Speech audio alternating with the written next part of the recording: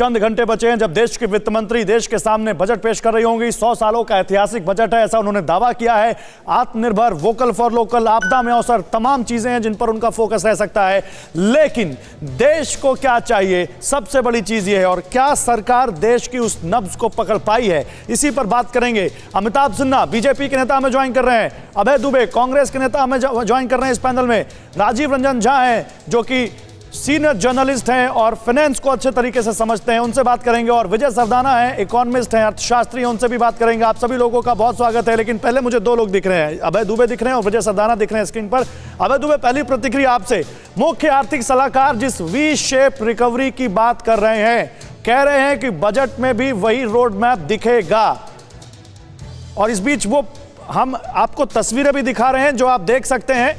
ये वो टीम है जिसने बजट को तैयार किया है। इस टीम के बारे में आपको बिग वॉल पर भी अभी दिखाएंगे, लेकिन पहले आपकी प्रतिक्रिया अभय दुबे। देखिए, मैं अग्रिम शुभकामनाएं देता हूं कि सरकार जो कह रही है उसको अचीव करे, कांग्रेस पार्टी की तरफ से भी। मगर जो बीते 7 सालों की मोदी सरकार है उसके कार्यकाल पर अगर आप निगाह डालेंगे तो इस भीषणतम महामारी के पहले, इस भीषणतम महामारी में समूचे विश्व की अर्थव्यवस्था को फर्क पड़ा। मगर उसके पहले के आप कुछ इंडिकेटर्स और रिपोर्ट्स को देखेंगे तो लगातार उसके पहले के 8 क्वार्टर्स में जीडीपी लगातार गिर रही थी, जो आजाद भारत के इतिहास में पहले कभी नहीं हुआ। एनएसएसओ की रिपोर्ट देखिए तो 45 साल की सबसे बड़ी बेरोजगारी की दर 6.1%, अब तो वो 9.1% पहुंच गई रूरल में और 8.2% अर्बन एरिया में है। उसके बाद क्रेडिट ग्रोथ को अगर आप देखेंगे, आईसीआरए की रिपोर्ट देख लीजिए तो 58 साल से सबसे निचले स्तर पर चली गई। Centre for monitoring Indian economy की रिपोर्ट देखेंगे तो प्राइवेट इन्वेस्टमेंट 16 साल के निचले स्तर पर था। नहीं तो ये सब क्या बताता है? वही तो वी शेप रिकवरी की बात कर रहे हैं मुख्य आर्थिक सलाहकार। अभय जी आप बहुत अच्छे तरीके से समझते हैं इकोनॉमिक्स को, पॉलिटिशियन तो आप हैं ही, लेकिन वी शेप से क्या समझ में आता है? क्या बुरे दिन चले गए और अच्छे दिन आने वाले हैं? नहीं, देखिए, जो बेसिक गलती मैंने कहा ये कोविड के पहले का था। कोविड में जिस प्रकार से अनियोजित तरीके से लॉकडाउन किया, हमने कहा था कि आप कोरोना की बजाय इकोनॉमी को कंटेन कर रहे हैं प्रधानमंत्री जी, ये तरीका सही नहीं है। लेकिन तो आर्थिक सर्वेक्षण में ये बात कही गई ना कि हमारा जो महाभारत से उन्होंने प्रेरणा ली, हमारा जो फोकस था वो लोगों की जान बचाने पर था, और खुद इस बारे में तारीफ की है आईएमएफ की चीफ ने। वो कह रही हैं कि भारत ने प्रतिबंधों को बहुत अच्छे तरीके से लगाया और लक्ष्यों के साथ आगे बढ़ा। मैं अभय दुबे आपके पास आता हूं, लेकिन दो जानकार जो देश की अर्थव्यवस्था को बहुत अच्छे से समझते हैं, विजय सरदाना आपकी प्रतिक्रिया सबसे पहले। क्या उम्मीदें हैं इस बजट से, और क्या लगता है कोरोना का दंश जो इस पिछले 1 साल में आम आदमी ने झेला है उस पर मरहम लगाएगी सरकार? देखिए, कोरोना का जो सबसे बड़ा चैलेंज हमारे सामने आया है वो 2 लेवल पे आया है। पर्सनल लेवल पे आया है, हेल्थ स्ट्रेस को लेके, जिन किसानों के, जिन लोगों के साथ, नागरिकों के साथ जिनका जॉब चला गया है, एम्प्लॉयमेंट को लेके जी, और बहुत सारे वो लोग थे जिनकी इनकम घटी है, तो फाइनेंशियल स्ट्रेस कॉमन मैन के ऊपर है। तो मुझे लगता है इस बजट में भारत सरकार के प्रयास ये होने चाहिए कि एमएसएमई में और बाकी अलाइड एक्टिविटीज में ऐसी पॉलिसीज लाएं जिससे एम्प्लॉयमेंट जनरेशन हो। इस देश के सबसे बड़ी जो चुनौती है वो रोजगार है, बाकी सब चीजें बाद में। और सबसे बड़ा जो रोजगार का क्षेत्र है वो हमारा एमएसएमई है। बिल्कुल। और एमएसएमई के साथ चैलेंज 2 लेवल पे है, एक स्किल लेवल पे है और दूसरा इस देश में जो कानून है, जो खासकर ग्राउंड लेवल पे कानून है, जिसके कारण आज भी करप्शन है, उसको हमें हटाना होगा ताकि जो एमएसएमई का टोटल पोटेंशियल है वो हमारे सामने आ सके। तो मुझे लगता है दोनों जगह एक पॉलिसी रिफॉर्म की जरूरत है और दूसरा इंसेंटिवाइजेशन की जरूरत है। नहीं, लेकिन राजीव रंजन जी देखिए, मैंने जब मुख्य आर्थिक सलाहकार से पूछा कि आपने जिक्र किया 36 रन पर टीम इंडिया पहले मैच में ऑल आउट हो जाती है और फिर ऑस्ट्रेलिया की सीरीज जीत कर आती है, पंत और पुजारा का उदाहरण दे रहे थे, तो मैंने कहा पंत कौन होगा? तो उन्होंने कहा कि पहले पुजारा को तो देखिए जिसने इनिंग बिल्ड की, और वो पुजारा था भारत सरकार की तरफ से किया गया वो तमाम ऐलान जो लॉकडाउन के दौरान किए गए, और कह रहे हैं कि इंफ्रास्ट्रक्चर अब पंत साबित हो सकता है जो तेजी से ग्रोथ को आगे बढ़ाएगा। आपको लगता है उनकी बातों में दम है? देखिए, अगर आप प्रधानमंत्री की टिप्पणी याद करें तो उन्होंने कहा कि पिछले साल के दौरान हमें 4-5 मिनी बजट देने पड़े। तो जब 4-5 मिनी बजट देने पड़े तो इन सबको आप समझ लीजिए कि इनमें कौन ओपनिंग बैट्समैन था, कौन मध्यक्रम का खिलाड़ी था। ये सब चीजें चलती रहेंगी, एक ऑनगोइंग प्रोसेस है। आप इसको क्रिकेट के लोकप्रिय मुहावरों में समझना चाहें वो अलग बात है, लेकिन सही बात यह है कि बजट की प्रक्रिया जो है वो एक ऑनगोइंग प्रोसेस है और पिछले कई वर्षों में ये लगातार कहीं ज्यादा एक दिन की घटना के बदले साल भर चलने वाली प्रक्रिया बन चुकी है। तो आप इस रूप में समझे कि अभी तक सरकार ने जितना प्रयास किया है उसके ऊपर वो और ज्यादा बिल्ड ऑन करने का प्रयास करेगी।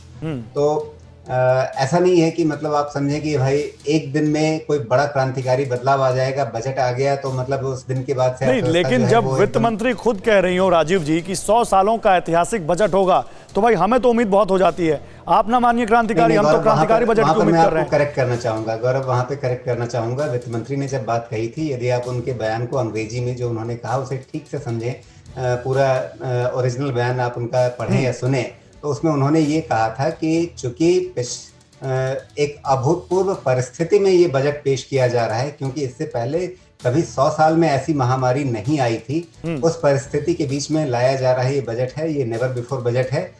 इसलिए सीआईआई के प्लेटफॉर्म पे उन्होंने कहा था कि आप तो ये माने कि उस महामारी का असर इस बजट पर साफ दिखेगा। निश्चित रूप से महामारी से उबरने की प्रक्रिया जो है उस मामले में आप देख सकते हैं कि इस बजट में बहुत कुछ आ सकता है कि अर्थव्यवस्था जब वापस अपने आप को संभालने की कोशिश कर रही है, ठीक है, तो उस दिशा में सरकार कितना सहारा। चलिए, हमारे साथ बीजेपी के नेता अभी ज्वाइन नहीं कर पाए हैं, उनका हम इंतजार कर रहे हैं। जैसे वो ज्वाइन करेंगे उनसे इन्हीं बातों पर बात करेंगे, लेकिन उससे पहले आइए आपको दिखाते हैं बिग वॉल पर बजट से पहले की शाम टीम का फोटो सेशन हुआ है। पहले उसके बारे में देखिए, आप उनकी तस्वीरें देखिए और उसके बाद उनके बारे में जानकारी भी आपको देंगे। बजट की टीम के साथ वित्त मंत्री ने एक फोटो खिंचाई है, जो कि परंपरा होती है। हमेशा वित्त मंत्री अपनी टीम के साथ बजट पेश करने से पहले फोटो खिंचाते हैं। आपको ये कल भी फोटो देखने को मिल सकती है। अमूमन बजट वाले दिन जब वो बजट पेश करने निकल रही होती हैं अपने दफ्तर से, उससे पहले वो बजट की पूरी टीम के साथ फोटो खिंचाती हैं, लेकिन ये फोटो आज शाम को भी आई है। देखिए आपके सामने वित्त मंत्री निर्मला सीतारमण, वित्त राज्य मंत्री अनुराग ठाकुर, उनकी पूरी टीम, राजस्व सचिव, व्यय सचिव, वित्त सचिव, तमाम आपको इनमें दिख रहे हैं। साथ में बैंकिंग सचिव भी आपको दिख रहे हैं। तो ये वो पूरी टीम है जिसने मिलकर आपके लिए ये बजट तैयार किया है। मुख्य आर्थिक सलाहकार केवी सुब्रमण्यम को भी आप देख पा रहे हैं, जिनसे हमने लगातार अभी बात की और उन्होंने बड़ी बेबाकी से अपने विचार रखे और बताया कि आखिर क्या इस बार के बजट में हम एक्सपेक्ट कर सकते हैं। लेकिन आइए इसी टीम के बारे में जल्दी से आपको बिग वॉल पर बताते हैं और बताते हैं कि ये वो कौन सी टीम है जिसने हमारे और आपके अगले 1 साल के बजट को लॉक कर दिया है। कैसे, आप समझिए। टीम शानदार, 1 फरवरी के लिए तैयार। चंद घंटों बाद जो बजट पेश हो रहा होगा वो इस टीम ने बनाया है। 5 महीने पहले शुरू हो जाती है देश में बजट की तैयारी, और इस बार का बजट तो कई मायनों में अलग है। क्यों वो अलग है वो भी आप जानेंगे, लेकिन पहले इस टीम के बारे में समझिए। तुहिन कांत पांडे, सचिव निवेश व सार्वजनिक परिसंपत्ति प्रबंधन, देवाशीष पांडा, सचिव वित्तीय सेवा विभाग, तरुण बजाज, सचिव आर्थिक मामलों के सचिव हैं, टीवी सोमनाथन, व्यय सचिव, अजय भूषण पांडे, राजस्व सचिव, और इनकी भूमिका काफी अहम रही है इस बजट में। कृष्णमूर्ति सुब्रमण्यम, मुख्य आर्थिक सलाहकार, जिनको अभी आप टीवी 9 पर देख रहे थे, जिनसे मैं बात कर रहा था, इन्होंने भी अब सलाहें दी हैं। और ये वो टीम है, ये वो कोर टीम है जो वित्त मंत्री के साथ लगी रहती है उस मैमथ टास्क में, उस बजट को बनाने में, जिसका इंतजार हम लोग बड़ी बेकरारी से करते हैं, क्योंकि हमें यह जानना होता है कि अगले 1 साल हम और आप अपनी फाइनेंशियल प्लानिंग कैसे करेंगे, या सरकार वो कौन से खर्चे करने जा रही है, कौन सी नई योजनाएं लाने जा रही है जिससे हमारी जिंदगी में थोड़ा बदलाव हो, हमारी जिंदगी थोड़ी आसान हो। तो देखिए ये वो टीम है। अक्टूबर नवंबर में वित्त मंत्रालय तय करता है कि किसको कितना फंड मिलेगा। तमाम अलग अलग इंडस्ट्री के ग्रुप्स जो सरकार से मिलते हैं, तमाम मंत्रालय जो अपनी मांग वित्त मंत्रालय तक पहुंचाते हैं और बताते हैं कि उनको बजट से क्या उम्मीदें हैं। उसके बाद पूरा एक ढांचा बनाया जाता है। बजट पेश होने से हफ्ते भर पहले वित्त मंत्रालय में हलवा सेरेमनी होती है। इस बार क्योंकि कोरोना था इसलिए हलवा सेरेमनी थोड़ी हल्की रखी गई, बहुत ज़्यादा लोग नहीं थे। और क्योंकि इस बार बजट कहा जा रहा है कि डिजिटल है, प्रिंटिंग नहीं हो रही है उसकी, इसके लिए भी वहाँ पर तमाम तरह की चीज़ें, तमाम चीज़ों की एहतियात बरती गई। बजट पेश होने से 1 दिन पहले ही इकॉनमी सर्वे पेश किया जाता है, लेकिन क्योंकि इस बार सैटरडे संडे पड़ रहा था, बजट सोमवार को आ रहा है, इसलिए इस बार शुक्रवार को, जो बीता शुक्रवार है, उस दिन देश का आर्थिक सर्वेक्षण आया, जिसमें यह बात कही गई कि मौजूदा वित्तीय वर्ष में तो हमें 7.7 माइनस देखनी पड़ेगी ग्रोथ, लेकिन अगले वित्त वर्ष में हमें 11% की ग्रोथ देखने को मिलेगी। अब आपको उम्मीदों वाला बजट क्यों है ये बताते हैं। उम्मीदों वाला बजट इसलिए क्योंकि हर किसी को उम्मीद है कि सरकार कोरोना के जख्मों पर मरहम लगाएगी। कैसे, आप देखिए, वर्क फ्रॉम होम बहुत बड़ी आबादी एक कर रही है, जो सैलरीड क्लास हैं, जो काम करते हैं उनमें, और वो स्टैंडर्ड डिडक्शन उनके लिए बढ़ाया जा सकता है क्योंकि उनको कई तरह की चीज़ों का जुटाव करना पड़ रहा है। उनको अपना ऑफिस, छोटा मोटा ऑफिस वहाँ डेवलप करना पड़ रहा है, कुर्सी मेज तमाम तरह के खर्चे उनके बढ़ रहे हैं, इसलिए उनके लिए यहाँ पर एक फ़र्क हो सकता है, उनके लिए एक छूट हो सकती है। टैक्स सेविंग इन्वेस्टमेंट में छूट की सीमा बढ़ सकती है। एटीसी की सीमा 7 साल से नहीं बढ़ी है, 1.5 लाख पर अभी तक टिकी हुई है, उसको 2 लाख किया जा सकता है। हेल्थ इंश्योरेंस का प्रीमियम जो है उस पर भी छूट बढ़ सकती है। एटीडी जिसमें 25,000 मिलता है आपको, वो बढ़ा के 50,000 तक हो सकता है, 35-40 तक भी रुक जाए, यहां तक छूट मिल सकती है। आगे आपको क्या मिल सकता है, देखिए पीपीएफ में छूट की सीमा 3 लाख रुपए तक बढ़ने के आसार हैं। अभी पीपीएफ एटीसी में ही आता है, 1.5 लाख रुपए तक की छूट में पीपीएफ शामिल है। हो सकता है शायद इसको अलग किया जाए ताकि लोगों की सेविंग्स को इंकरेज किया जाए। 2020-21 में एलटीसी स्कीम जारी रह सकती है, 36,000 रुपए की छूट की सीमा सरकार जारी रख सकती है। और क्या मिल सकता है और आपको बताते हैं इस बजट में, जानिए। जो सैलरी क्लास है, इसके अलावा आपका होम लोन का जो इंटरेस्ट है उस पर अभी 2 लाख रुपए तक की छूट मिलती है आपको, सरकार उसको भी बढ़ा सकती है। लेकिन खबरें ये भी हैं कि सरकार एक हाथ से देगी तो एक हाथ से ले भी सकती है। कोविड सेस या हेल्थ सेस भी लगाया जा सकता है, जिस पर आपको थोड़ा सा ज्यादा पैसा खर्च करना पड़े, हो सकता है वो ज्यादा कमाई वालों पर भी लग जाए। तो अभय जी देखिए, कोविड सेस अगर सरकार लगा सकती है तो कैसा कदम होगा? देखिए, अब ये तो अंततः बजट आने पर ही उस पर चर्चा कर पाएंगे, लेकिन ये बात सही है कि जो बजटेड टैक्स रेवेन्यू था उसका लक्ष्य 16 लाख करोड़ रुपए था, जो नवंबर तक सिर्फ 7 लाख करोड़ रुपए है। और सरकार ने जो एक्सपेंडिचर था वो 30 लाख करोड़ रखा था। हो सकता है हमारी मतभिन्नता हो कि किस दिशा में वो खर्च कर रहे हैं, मगर उतना खर्च कर रही है सरकार, तो इसलिए फिस्कल डेफिसिट बढ़ा हुआ दिखाई देगा। लेकिन मेरी मान्यता है तो वो तो मुख्य आर्थिक सलाहकार ने कह दिया कि आप फिस्कल डेफिसिट की चिंता मत करके खर्च पर ध्यान दीजिए, क्योंकि अभी आपको उसकी जरूरत है। लेकिन देखिए गौरव जी, जब हम खर्च की दिशा पर बात करते हैं ना, सबसे बड़ा इंपैक्ट जो है वो सोशल इंक्लूजन पर पड़ा है। इस पूरे कोविड के जो क्राइसिस हैं, आप देखिए 120 मिलियन लोगों ने मनरेगा के काम की डिमांड की है। इसका अर्थ ये कि जो हमने मेजर्स लिए थे इंडस्ट्री के लिए, हमको लग रहा था कि नए प्रोजेक्ट्स होंगे, इन्वेस्टमेंट्स होंगे, लोगों को काम के अवसर मिलेंगे, वो नहीं मिले। इससे ये प्रतीत होता है। आपने एक बहुत इंपॉर्टेंट बात की है जो हेल्थ इंफ्रास्ट्रक्चर की या हेल्थ के एस्पेक्ट्स की, तो हेल्थ पर अभी हम लोग 70,000 करोड़ रुपए के लगभग खर्च कर रहे हैं। वो लगभग 2% है एक्सपेंडिचर का हमारा। हमको उसको 1 लाख करोड़ रुपए करने की आवश्यकता। और दूसरा एस्पेक्ट है डिफेंस का, जिसमें हम लोगों को डिफेंस प्रिपेयरनेस पर अच्छा पैसा खर्च करना चाहिए, मैं अपेक्षा करता हूं। तीसरा बड़ा एस्पेक्ट है न्याय।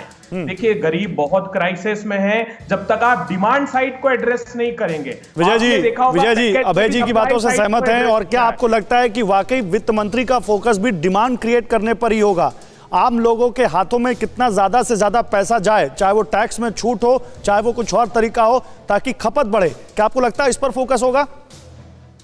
बिल्कुल होगा। देखिए, अगर आप इकोनॉमिक सर्वे देखते हैं तो जो हमारा प्राइवेट कंजम्पशन है, अभी मैं वही कैलकुलेट कर रहा था, तो करीब 8 लाख करोड़ के आसपास टोटल जो था हमारा,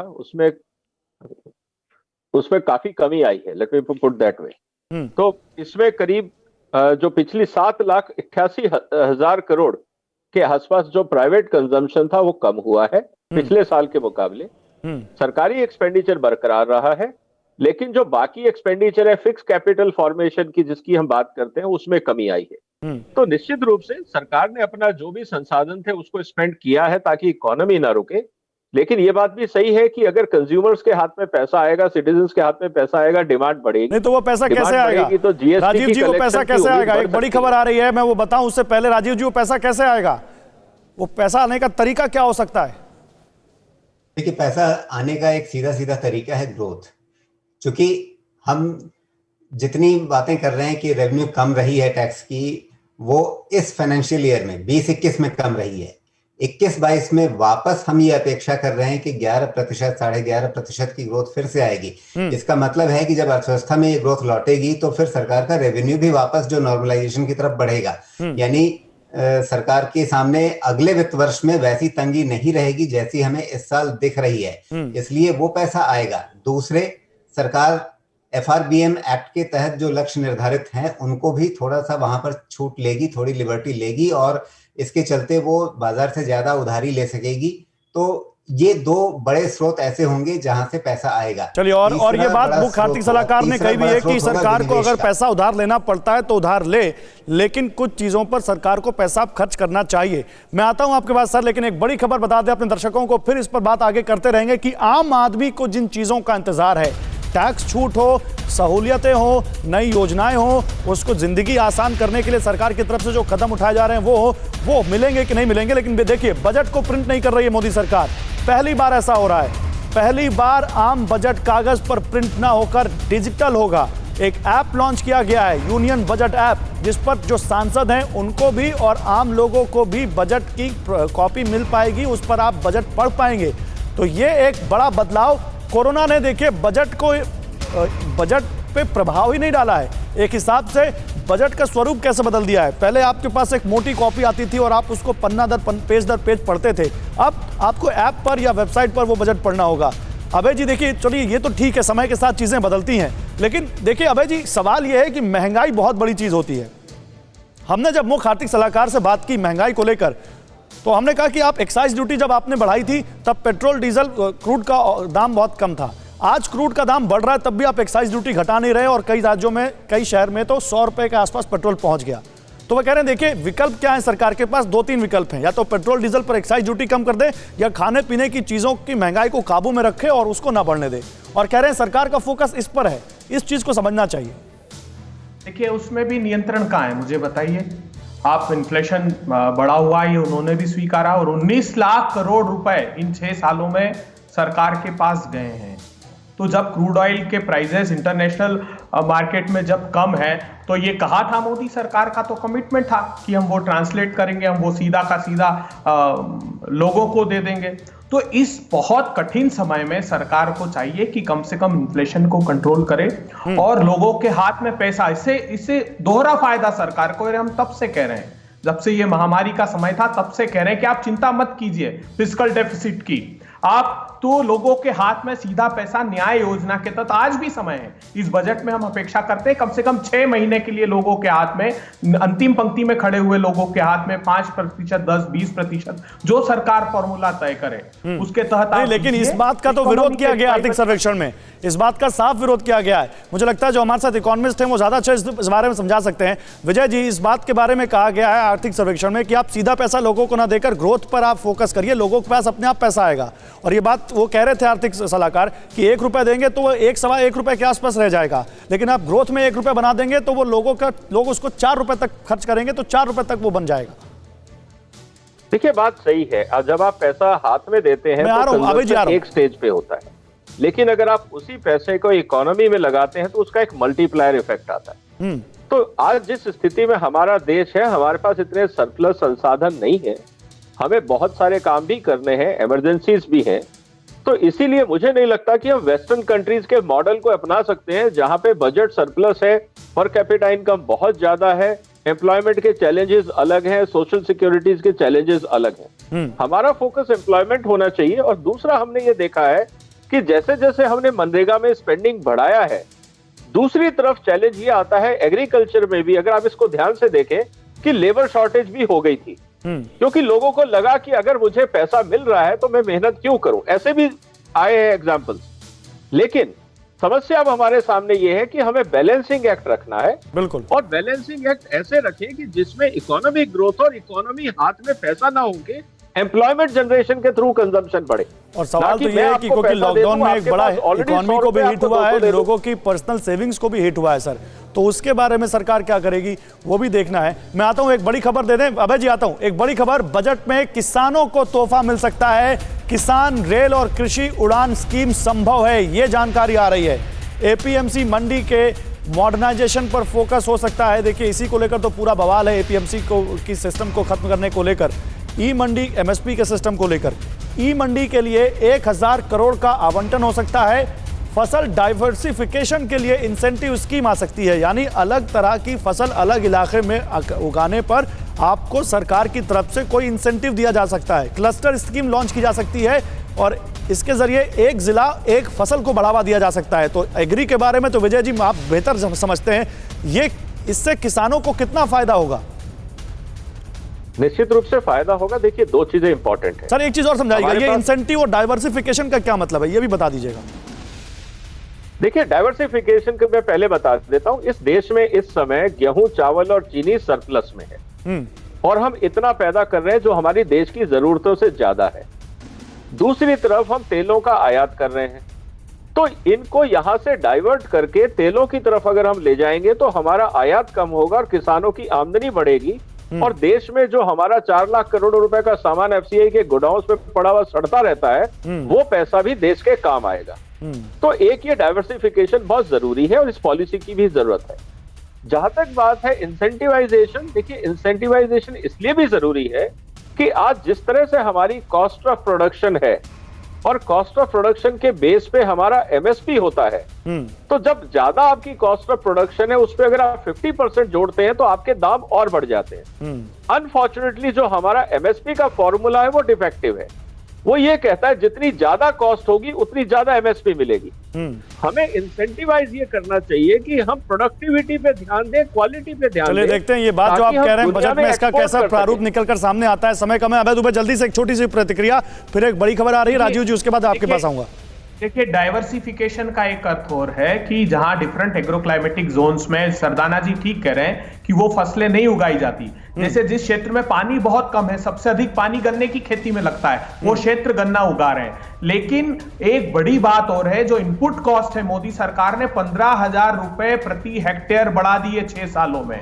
इसलिए किसानों की लागत बढ़ गई 2 लाख। नहीं, मोदी सरकार ने बढ़ा दिया, समय के साथ बढ़ गई, दोनों में अंतर है। मोदी सरकार ने, देखिए मोदी सरकार ने जीएसटी आपने कृषि यंत्रों पर लगा दिया, कीटनाशक पर लगा दिया, डीजल के प्राइसेस आपने बढ़ा दिए। तो अगर टैक्स ऑन टैक्स दे रहे हैं और एक टैक्स दे रहे हैं, उन दोनों में अंतर नहीं है राजीव जी। जीएसटी का फॉर्मूला इसी तो लाया गया कि जो टैक्स ऑन मल्टीपल टैक्स दे रहे हैं उसकी जगह एक टैक्स दें। अब देखिए, अभय जी का अर्थशास्त्र अलग है, वो राजनीति से प्रेरित है, उस पर मैं कुछ नहीं कह सकता। लेकिन जो फसल विविधीकरण की बात है वहां पर मैं एक बात जोड़ना चाहूंगा। विजय जी जो बात कह रहे थे उससे आगे की कोई ज़रूरी नहीं कि एक ही जिले में आप कहें कि भाई ये फला जिला गेहूं उगाएगा, ये फला जिला जो है वो धान उगाएगा, ये फला जिला जो है वो तिलहन उगाएगा। एक ही खेत में हर मौसम में, हर सीजन में अलग अलग फसल आप जब उगाते हैं, फसल चक्र का ध्यान रखते हैं तो खेत की उत्पादकता भी ज्यादा बेहतर होती है। ठीक है सर रोकूंगा सर। एक बड़ी खबर आ रही है, मैं आ रहा हूं आपके पास। एक बड़ी खबर, बजट सेशन में क्रिप्टो करेंसी को लेकर एक अहम बिल आ सकता है। देखिए, क्रिप्टो करेंसी यानी बिटकॉइन का नाम आपने बहुत सुना होगा, उसको लेकर एक बड़ी खबर है।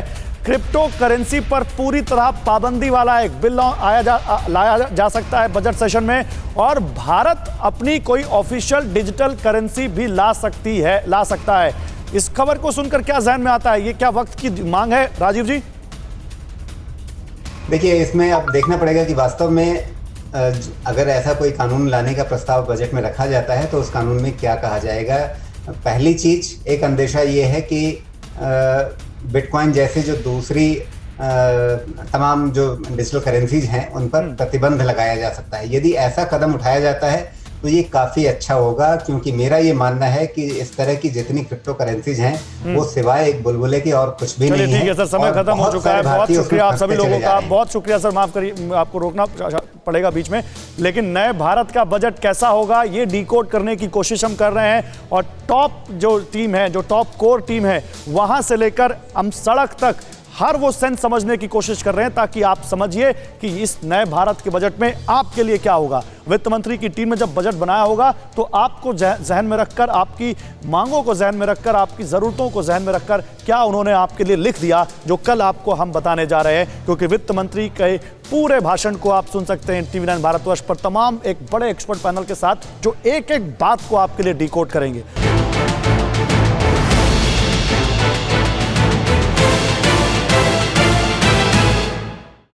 अड़ी सोमवार से शुक्रवार शाम 6 बजे सिर्फ TV9 भारतवर्ष पर।